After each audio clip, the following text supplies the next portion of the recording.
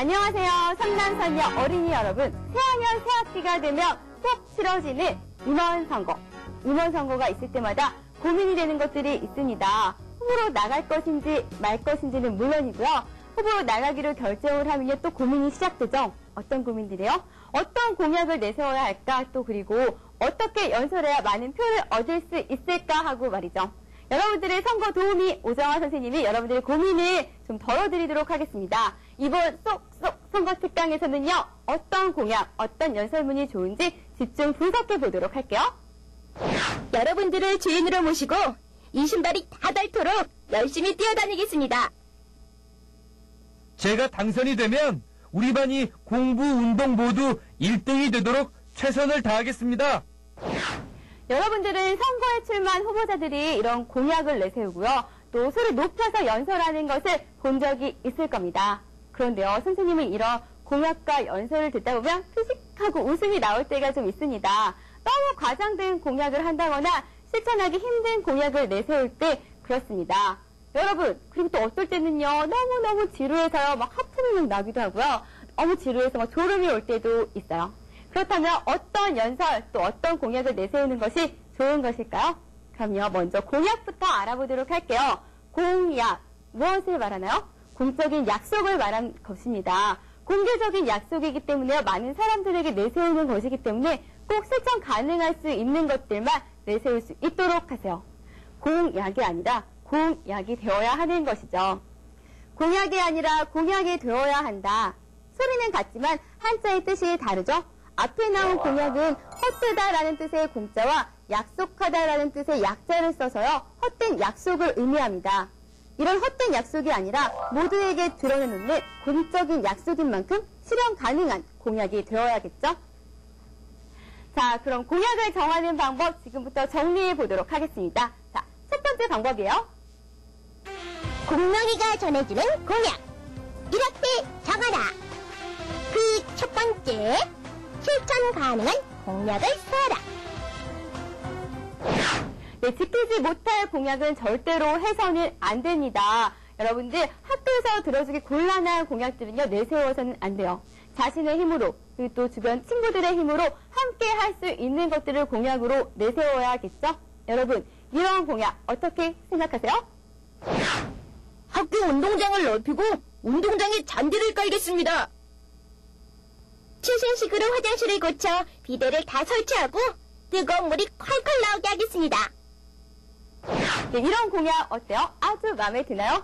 이런 공약은요, 누구나 바라는 것이긴 하지만요, 참 실천하기 굉장히 어려운 것들입니다. 학교 측에서도 들어주기 곤란한 공약들이죠. 네, 이런 공약들로 당선이 됐더라고 하더라도요, 지키지 못하기 때문에 많은 친구들의 비판을 받게 될 것입니다. 당선만을 위해서요, 이렇게 헛된 공약들은 내세우지 않는 것이 좋겠죠?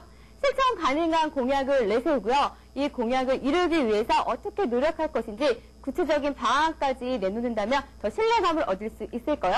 자, 그럼 우리 두 번째 방법 알아보도록 하죠. 공약.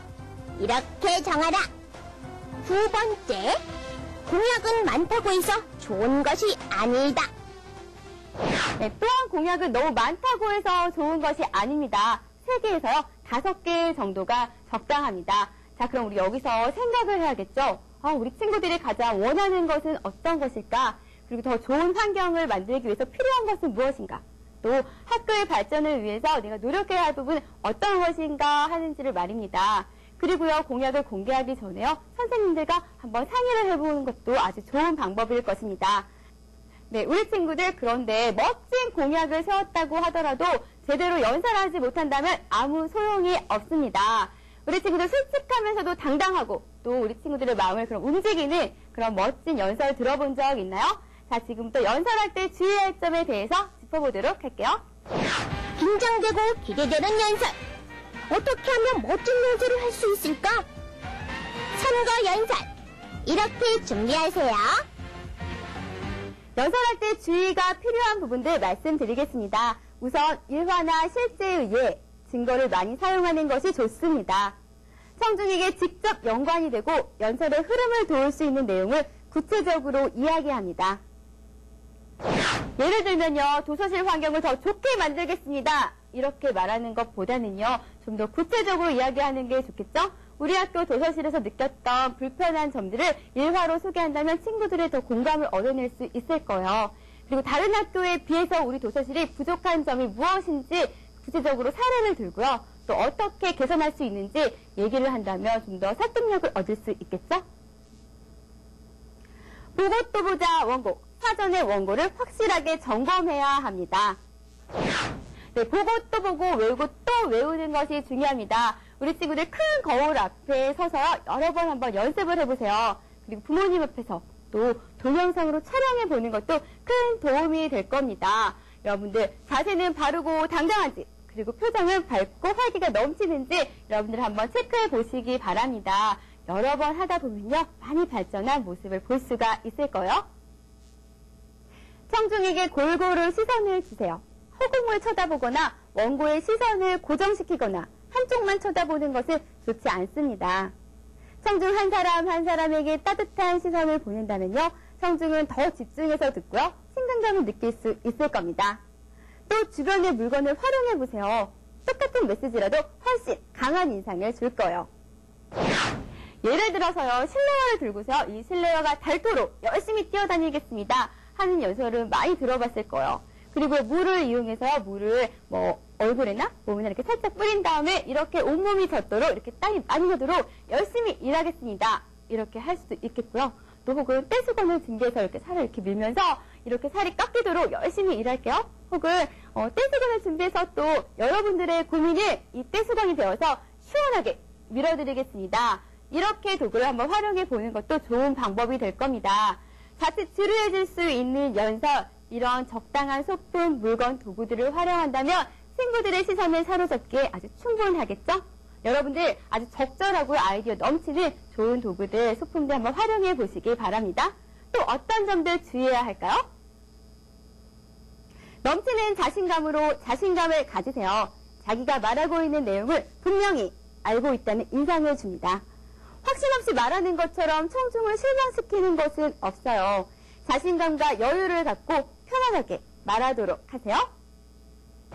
네, 연설을 잘하기 위해서는요, 무엇보다도 그 자신감이 중요합니다. 그래서 많은 사람들 앞에 서는 거 긴장이 되죠. 긴장이 됩니다. 하지만 어깨를 쫙 펴고 대중들을 바라보세요. 너무 부끄럽다고요? 웅얼웅얼 이렇게 얘기하고요. 또 수줍다고 이렇게 쭈뼛쭈뼛 하는 행동은요, 오히려 나쁜 인상을 줄 수도 있고요. 보는 사람들마저 불편한 마음, 부끄러운 마음을 들게 합니다. 우리 친구들 당당한 자신감 아주 중요합니다. 꼭 기억할 수 있도록 하세요. 그럼 계속해서 한번 살펴보도록 할게요. 그리고 연설할 때의 목소리는 크고 분명하게, 또 약간의 몸짓을 취해주어야 합니다. 목소리가 크게 되면요, 자신감이 있어 보이고요. 또 전달력이 좋고 강렬한 인상을 남길 수가 있습니다. 하지만요, 마이크를 통해서 너무 큰 목소리로 얘기하면요, 귀가 쩌렁쩌렁해서 오히려 거부감을 줄 수 있다는 거 선생님 살짝 말씀드릴게요. 자, 그리고요, 약간의 몸짓을요, 이렇게 많이 연구를 해서 한번 사용해 보도록 하세요. 여러분들 연설 수준을요, 한층 더 높일 수 있을 겁니다. 그리고요, 연설은요, 지루해서는 안 됩니다. 중간중간 유머적인 요소를 넣는 게 좋겠죠? 여러분들이 좋아하는 또 인기 있는 개그 캐릭터나 드라마 캐릭터, 만화 캐릭터를 한번 활용해 보세요. 그리고 또 유행하고 있는 그런 노래를 갖다가 재미있게 개사해서 한번 불러보는 것도 아주 좋은 반응을 얻을 수 있을 겁니다. 자, 그리고 자기에게 재미있는 별명이 있다면요, 이 별명을 이용해서 또 PR을 해보는 것도 다른 친구들에게 나의 인생을 강하게 남길 수 있겠죠? 네, 또 살펴보도록 할게요. 보세요. 시간은 적고 분량은 많아서 후닥후닥 먼 곳만 보고 읽는 연설은 역효과만 가져옵니다. 연설 분량은요, 너무 많으면 지루해서 귀에 잘 들어오지 않게 마련이에요. 또 너무 짧으면 성의가 없어 보여서 신뢰가 가지 않습니다. 네, 연설의 핵심은 바로 이 마무리에 있습니다. 물론 시작도 중요하지만요, 이 선거 연설에서 이 마무리는요, 표와 직결되는 것이기 때문에 아주 각별한 주의가 필요한 겁니다. 우리 친구들 기호와 이름을요, 재미있게 풀이해서 기억이 잘 될 수 있도록, 또 강하게 남을 수 있도록 한번 활용해 보시기 바랍니다. 호소력 있는 문장, 그리고 진지한 태도로 여러분 말이죠. 자, 이렇게 공약과 연설에 대해서 알아봤습니다. 어때요? 좀 자신감이 생겼나요? 우리 친구들 모두 바른 공약을 내세우면서요. 창의적인 생각과 그런 행동으로 다른 친구들의 공감을 얻어낼 수 있는 연설을 하시기 바랍니다. 선생님이 말씀드린 것들 기억하고요. 또 정정당당하게 선거에 임한다면 좋은 결과가 있을 거라고 생각해요. 여러분, 아자!